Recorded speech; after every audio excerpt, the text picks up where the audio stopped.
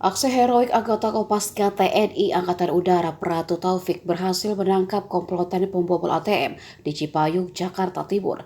Dari kronologi yang diterima, aksi pembobolan itu terjadi di Lubang Buaya Cipayung, Jakarta Timur.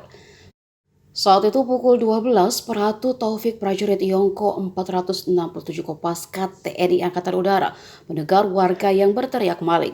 Pratu Taufik kemudian sebagai prajurit langsung menuju sumber suara dan mendapati komplotan maling yang mengendarai mobil Avanza berusaha kabur. Pratu Taufik tanpa pikir panjang langsung mengejar pelaku tersebut. Pelaku yang dikejar menggunakan mobil Avanza berwarna silver, sedangkan Pratu Taufik mengendarai sepeda motor. Aksi kejar-kejaran berlangsung sampai ke arah tol dalam kota Jakarta.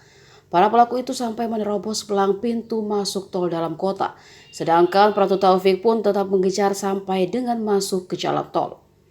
Aksi pengejaran itu terus berlangsung sampai sekitar 1 kilometer hingga ban mobil Avanza para pelaku pada bagian depan sebelah kiri meletus dan oleng kemudian berhenti di jalan tol dalam kota. Setelah berhenti, para pelaku yang berjumlah 3 orang ini tetap berusaha kabur menuju jalan tol yang mengarah ke Cikampek. Begitu juga Pratu Taufik yang tetap mengejar komplotan tersebut yang lari ke arah sungai. Ketiga orang tersebut melompat ke dalam sungai sambil berenang ke arah perkampungan warga. Pratu Taufik melihat ada jembatan penghubung dari pinggir tol ke arah perkampungan setelah mendapat informasi dari satpam pabrik yang berada di lokasi. Lalu Pratu Taufik lari melalui jembatan ke arah perkampungan.